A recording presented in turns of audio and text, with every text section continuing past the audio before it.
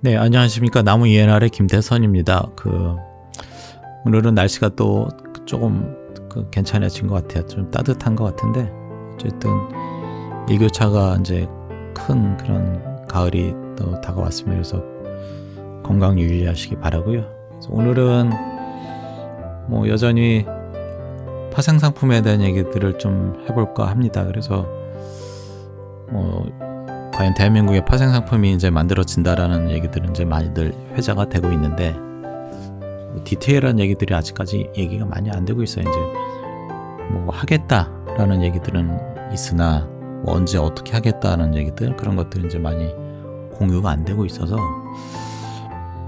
여러모로 이거는 좀 고민을 많이 해야 될 것 같아요. 그래서 혹자는 유럽 시장이 탄소 선물이 워낙 잘 되니까 무조건 대한민국 시장도 탄소 선물 들어오게 되면 잘 될 것이다 라는 막연한 기대를 하죠. 근데 저희 쪽에서 바라볼 때는 전혀 다른 얘기일 가능성이 큽니다. 왜냐하면 유럽 같은 경우에는 에너지 포트폴리오 라인업 상태에서의 전력 선물, 뭐 가스 선물, 탄소 선물, 뭐 석탄 선물, 이런 것들이 이제 만들어져 있는 상태거든요. 근데 대한민국은 앞단에 있는 에너지 파생에 대한 얘기는 전혀 없고, 그냥 단순히 탄소 선물에 대한 것들을 이제 하겠다라는 얘기가 돼 있는 거거든요. 그 차원에서 보면은 마켓 구조나 파생에 대한 활용성이나 이런 것에 있어서는 전혀 다른 얘기죠. 그래서 유럽이 그렇게 잘 될 수밖에 없는 이유는 앞단에 있는 에너지 파생이 잘 되고 있으니 그 뒷단에 연계가 돼야 되거든요. 앞단에 있는 것들이 선물이면 마지막에 탄소에 대해서도 선물로 이제 해지하거나 해야 되는 것들이 이제 논리적으로 맞거든요.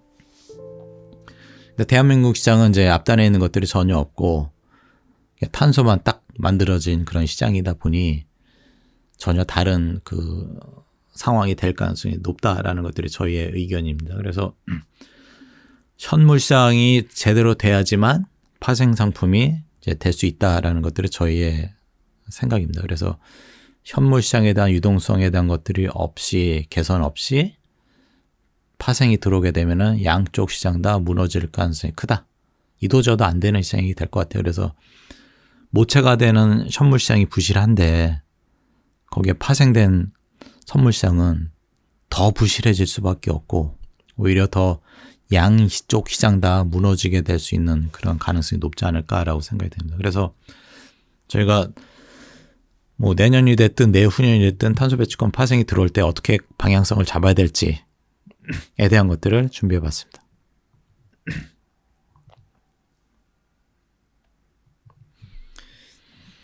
이 부분이 올해 4월 달부터 최근에 캔들 차트가 되는데요. 이거 보시면은 뭐 이 갭 다운 되거나 이런 것들이 상당히 많다는 얘기거든요. 이런 부분. 그러니까 기초자산에 대한 어떤 리스크 등락에 대한 것들, 그리고 갭 다운에 대한 것들, 이런 것들이 이렇게 크게 되면은 좀 어떤 변동성 차원에서는 좋으나 가격 정보에 있어서 연속성에 대한 것들이 담보는 안 되는다는 얘기거든요. 그래서 이런 것들이 결국은 좀 기초자산에 대한 것들이 조금 정비가 돼야 되지 않을까라는 생각입니다. 왜냐하면 독특한 게 현물 시장인데 만기가 있는 그런 상황이거든요. 대한민국 탄소 배출권 시장이. 거기에다가 파생이 들어온다라고 하게 되면 이제 조금 고민해야 될 거리들이 많아지는 거죠. 그래서 원래 오리지널한 거는 현물 시장은 만기가 없는 구조가 돼야 되거든요.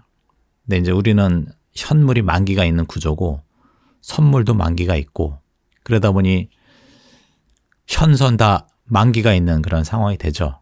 그래서 그 부분 어떻게 해결해야 되는지, 그리고 차트상에 갭업, 갭다운 되는 것들이 워낙 자주 발생하니 이 부분도 조금 어떤 기초자산에 대한 연속성, 안정성, 이런 것들을 좀 담보가 돼야 되지 않을까라고 생각이 듭니다. 그래서 파생이 들어오게 되면 뭐 유동성도 중요하고 기초자산에 대한 표준화, 뭐 또는 변동성, 이런 것들이 이제 세 가지 요소가 잘 어우러져야지만 파생 상품이 이제 성공할 수 있거든요. 그래서 기초자산에 대한 표준화는 되어 있으나 가격 연속성이나 이런 갭다운에 대한 문제점, 그리고 변동성이 워낙 크다는 거, 그리고 기초자산인 현물이 유동성이 많이 부족하다라는 것들을 보게 되면은 지금 현물 시장의 상태, 컨디션만 보고 파생이 들어오게 되면 그렇게 성공적인 파생 상품이 될 것을 기대하기는 어렵다라는 게 저희 소견입니다.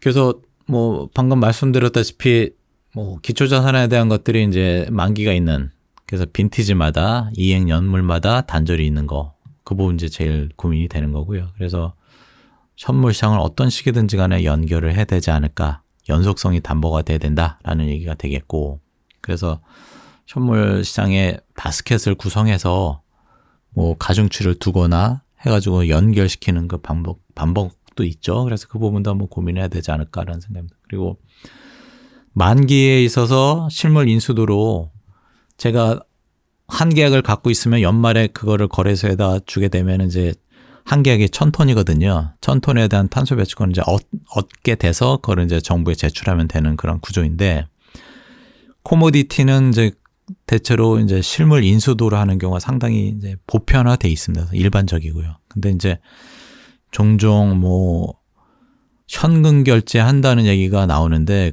만약에 그렇게 되면은 차라리 뭐 파생이 필요가 없을 것 같아요. 왜냐면은 그 파생이 들어오게 되면서 레버리지 효과도 있고 결제에 있어서 어떤 실물 인수도를 통한 편의함, 그런 것들도 있어서 하게 되는데, 만약에 현금 결제로 하게 되면 그 현금을 받아서 제가 또 시장에서 또 배출권을 사야 돼요. 그거는 오히려 파생의 어떤 가장 큰 메리트인데, 그 부분은 이제 현금 결제를 하면서 그 실물 인수도에 대한 메리트가 없어지는 거죠. 그러면은 그건 차라리 그냥 지금 체제로 가는 게 훨씬 낫습니다. 그러니까 파생이 들어오게 되면 어떤 식의 그 메리트가 있어야지 시장 참여자들이 이제 유인이 되는 거잖아요. 그게 이제 현금 결제, 캐시로 하게 되면은 그 메리트가 반감이 되거든요. 그러면은 굳이 파생 시장을 참여할 이유가 전혀 없는 그런 상황이기 때문에 이게 그렇게 쉽게 이렇게 현금으로 해야 될 게 아닙니다. 그리고 저희 입장에서는 이거는 현금 결제할지 실물 인수도로 할지에 대한 그 논의 대상도 안 되는 거예요.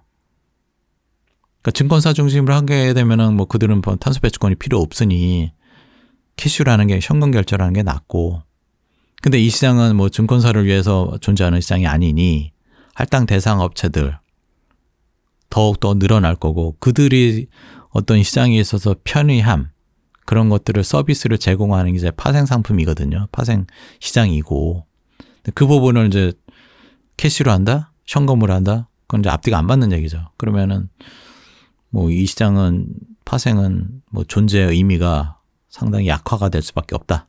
그래서 저희 쪽에서는 강력하게 이 실물 인수도가 안 되면 그냥 차라리 파생을 안 하는 게 낫다 하는 거죠. 이론 가격 선정에 있어서 뭐 무위험 이자율로 해서 이제 러프하게 이제 이론 가격을 선정할 수도 있으나, 그 뭐 코모디티 그 에너지 상품 시장에서의 어떤 그 이론 가격은 전혀 다르다. 뭐 주가 지수나 이런 쪽에서는 이제 무위험 이자율만 넣으면 되고, 뭐 외환이나 이런 쪽도 마찬가지로 무위험 이자율만 넣으면 되는데, 그 원자재 성격인 에너지 시장의 상품 성격은 전혀 다르다. 그래서 이론 가격 선정에 있어서 뭐 편익 수익에 대한 것들을 반드시 반영을 해서 이론 가격을 공표를 해야 돼요. 만약에 그 거래소가 이런 것들에 대한 인프라가 안 돼 있으면 이론 가격에 대한 것들이 아주 중구난방으로 엄청나게 많은 기준들이 이제 시장에 혼선을 일으킬 수가 있습니다. 제 경험상으로 그랬거든요. 그래서 예전에도 보면 뭐 국채 선물이든 뭐 여러 가지 뭐 CD든 뭐 통환채든 뭐 수합이든 뭐 여러 가지들이 이제 나왔는데, 그때마다 얘기되는 것들이 항상 다 이론 가격에 대해서 기준이 뭐냐, 그 부분을 이제 명확히 얘기가 안 되면 시장에서는 엄청난 혼란이 있게 되죠.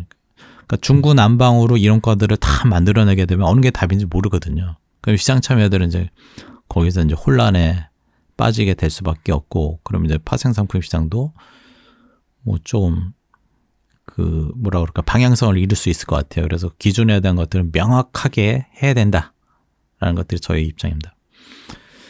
유상할당에 대한 비중이 증가하니 뭐 과부지역에 대한 관리도 해야 되고, 그래서 파생에 대한 필요성은 해가 갈수록 늘어날 수밖에 없습니다. 이건 이제 명확한 팩트가 되겠고, 그렇습니다. 그리고 웹도덕 방지, 이건 여러 가지 이제 변동상 완화 장치, 뭐 사이드카, 뭐 서킷 브레이커, 뭐 이런 것들이 있어서, 이거는 이제 뭐 그동안에 많이 파생에 대한 것들을 해왔으니 이 부분도 이제 명확하게 아마 도입은 될 것 같아요. 변동성이 큰 시장이다 보니까. 그래서 뭐 이런 것들도 이제 제도 만들 때 미리미리 준비해야 되지 않을까라는 생각이 듭니다. 그래서 파생 상품에 대한 필요성을 이제 이 슬라이드를 통해서 알 수가 있는데, 어쨌든 그동안 15년도부터 뭐 20년도까지 유연성 메커니즘 중에서 2월에 대한 대응을 어떻게 해왔는지, 업체들이 이제 2월에 대한 것들은 어떤 뭐 스탠스를 보였는지를 이제 보여주고 있는데, 결론부터 말씀드리면 뭐 이렇게 막대 그래프 오렌지 사선이 이제 2월에 대한 양이에요. 그래서 1차 계획 기간은 2월에 대한 것들이 이제 좀 느슨하게 이제 뭐 무제한 2월도 있었고, 뭐 약간씩 뭐 계획 기간에 대한 것들은 이제 넘길 때 이제 제약이 있었는데, 어쨌든 1차 계획 기간에 대해서는 남으면 무조건 2월 했죠.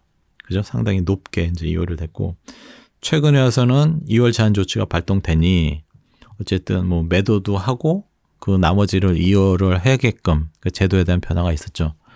그래서 2월에 대한 그 막대 그래프의 높이가 많이 줄긴 했으나, 기본적으로 남으면 다 2월을 하겠다는 얘기잖아요. 이 얘기는 뭐냐면은 유동성 리스크에 대해서 2월 대응으로 관리를 하고 있다라는 얘기입니다. 그러니까 반쪽짜리 위험 관리를 하고 있는 거죠. 잉여 부분에 대해서 다음 해로 넘겼는데 물량을 확보하고 있으나 내년도 가격이 떨어지게 되면 그 부분에 대한 거는 관리가 안 되는 거거든요. 그래서 파생 상품에 대한 것들이 있게 되면 유동성 리스크도 커버하고 가격 하락 등락, 그런 리스크들도 다 커버가 되거든요. 그렇기 때문에 지금 상태에서는 파생이 없으니 유형 관리할 수 있는 2월로 해서 업체들이 대응하고 있는 게 이제 현실입니다. 그래서 이렇게 오렌지 색선이 높다는 얘기는 파생 상품에 대한 수요가 높을 수도 있다라고 해석이 가능한 그 결과를 보이고 있습니다. 그래서 파생이 들어오게 되면은 뭐 2월도 좀 고민을 해야 되겠지만, 어쨌든 반쪽짜리 리스크 관리를 파생 상품이 100% 커버할 수 있다라는 얘기가 되겠죠. 뭐 이것도 한번 보십시오. 가격 발견에 대한 얘기, 뭐 아까 한 번 더 말씀드리는 것 같은데, 재고에 대한 것들 잘 짚어보시기 바라겠고요. 뭐 구독, 좋아요 부탁드리겠습니다.